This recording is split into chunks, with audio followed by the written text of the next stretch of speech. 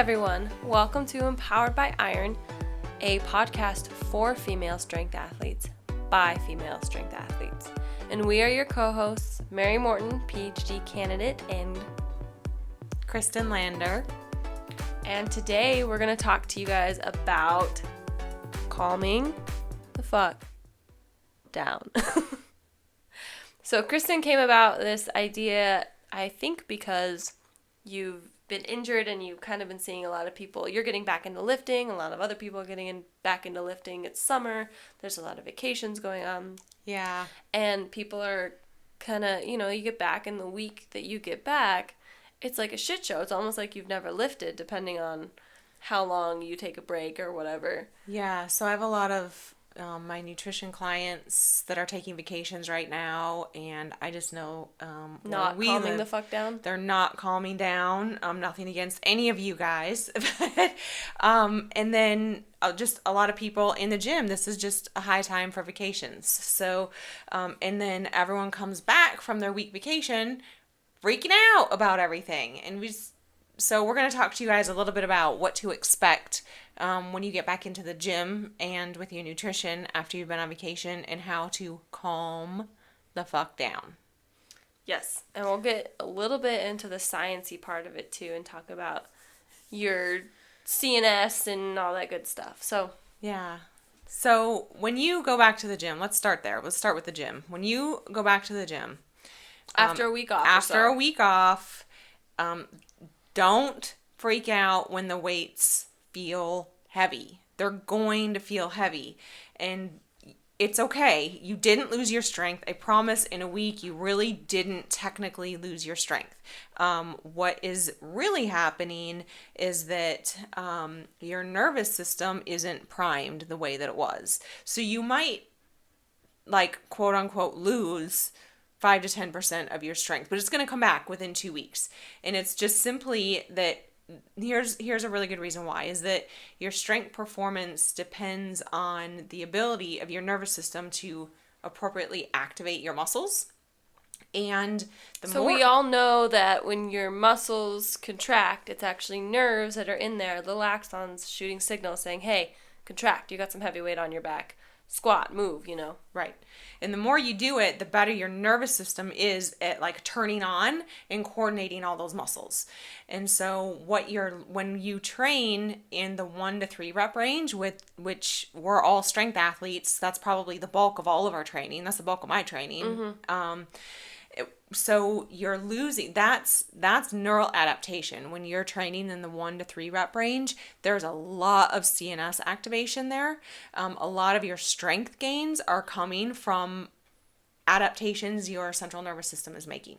And so you just lose it temporarily for a while because you're not priming your nervous system for that week. You're laying on the beach. Relax. You're laying on the beach drinking margaritas or whatever. Right. Your nervous system only needs to contract your bicep to get that drink to your mouth. Exactly. So, don't freak out that things feel heavy. Everything's gonna come back within 2 weeks. I promise you're gonna be exactly where you left off, maybe even a week if you're super awesome and young. It will feel heavy. I will tell it will probably feel super shitty, and you'll probably be sore. You're like, why am I sore? I train all the time. Yeah.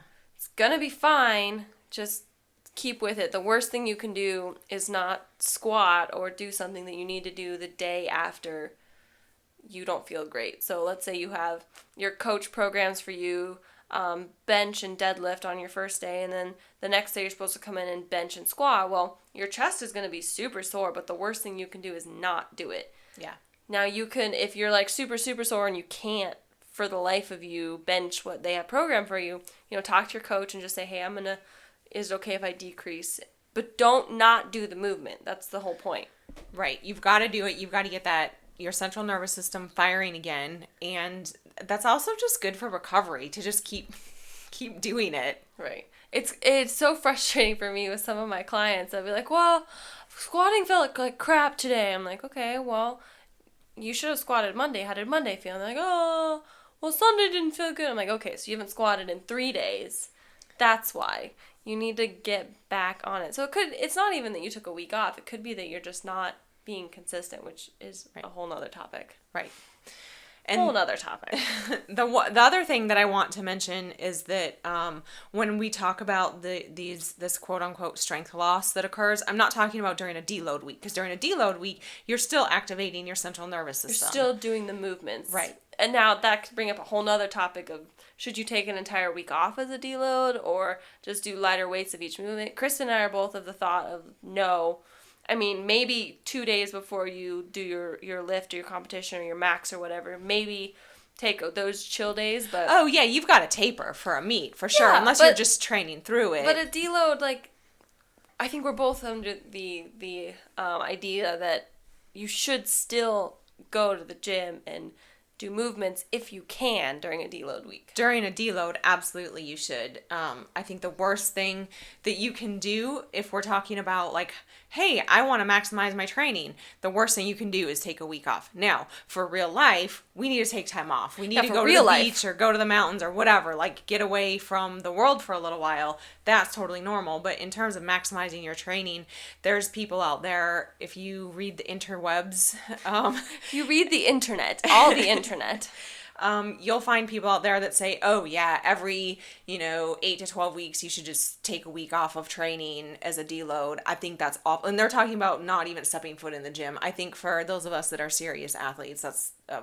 terrible idea. But yeah. That's my thought on it. Anyway, so when you take a week off and your CNS isn't primed, it's not doing what it did before, it's okay. But there's also the other side of it. There's also your food. So you're going to the beach, as Kristen said, you drink margaritas. If you don't drink like me, you stuff your face full of Oreos every day and you love it, every second of it. But then you come back and not only do you feel crappy in the gym, but you feel lethargic, you feel tired, you feel weak, and so there's some... Talk about that. Yeah, well, so really I think the hardest thing is like getting back in the groove of eating right. Like when I go on vacation, I try to keep in mind like I still eat healthy, but I definitely enjoy treats because I feel like that's what vacation is for. So you go on vacation to enjoy the world? No. Unless, I think one time I was cutting a weight class and went on vacation and that sucked. And was that the jerky incident?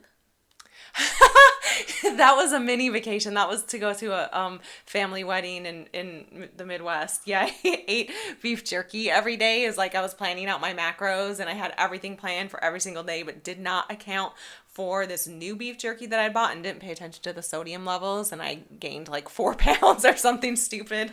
I think we talked about that in our fluctuation podcast. I think we did. Yeah, the weight fluctuations. Yeah.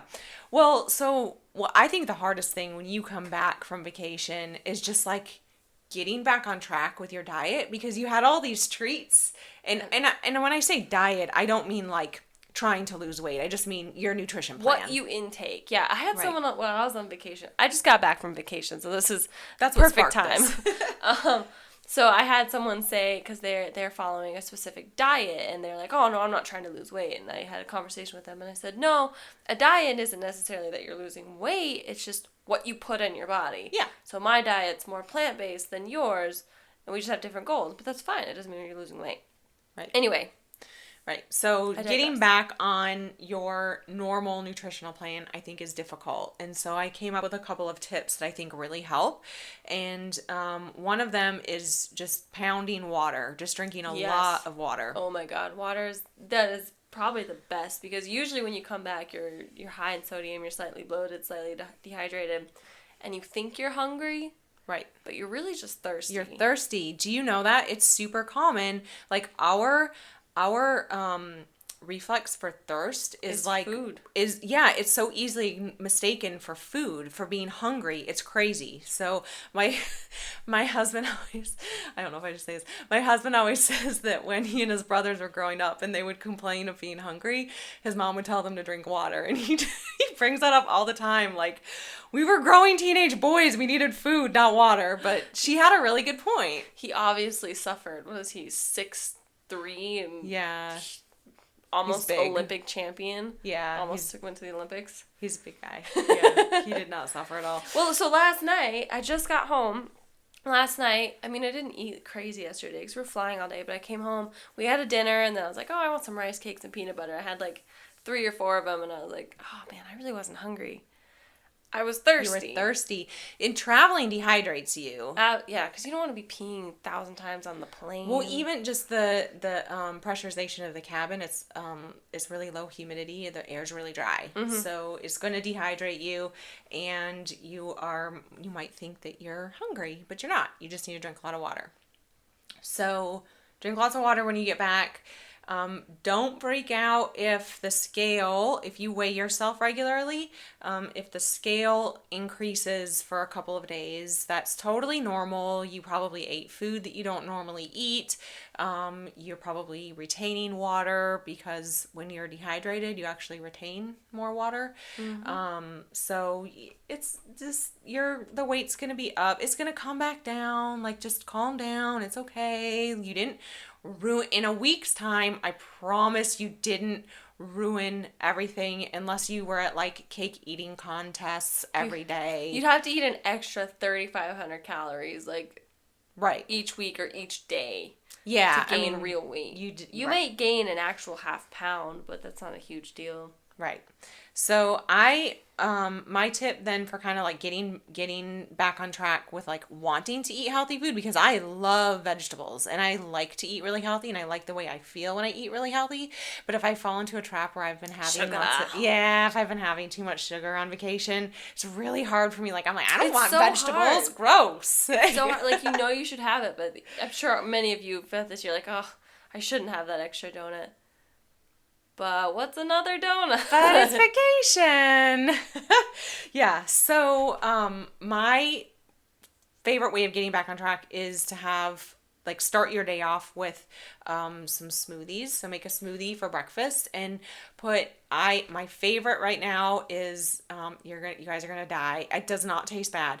Frozen beets, frozen berries, spinach, canned pumpkin, and I think I put flax milk in, and then some protein. And pumpkin really sweetens it. That sounds good. Pumpkin sweetens it, and I'm not talking about like pumpkin pie filling. I'm talking about like canned pureed pumpkin. Yeah. Don't be confused. You're like, Kristen, I tried it, and I'm like 5 pounds up. Like, right, because that whole thing is like 3,000 calories. Yeah, don't go for that.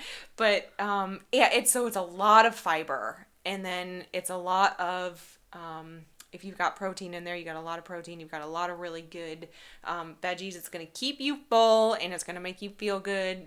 Drink a lot of water afterwards, and that's kind of my key. Is like that gets me back on track. Like, oh, now I want to eat Brussels sprouts and broccoli and things that I really was like, I don't want that.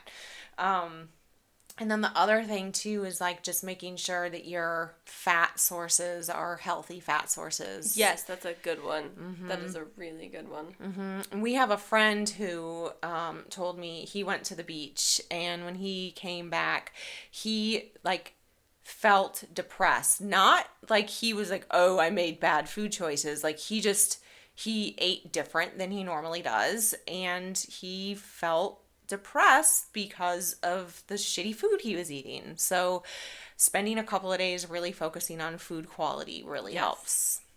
Yeah. So if you guys are going on vacation, know that you will feel weaker, but you are not getting weaker.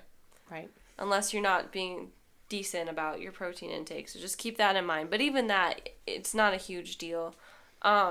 Yeah, it takes 3 weeks. It takes about 3 weeks to actually truly have strength loss and muscle mass loss. Right. So you're fine. Calm down.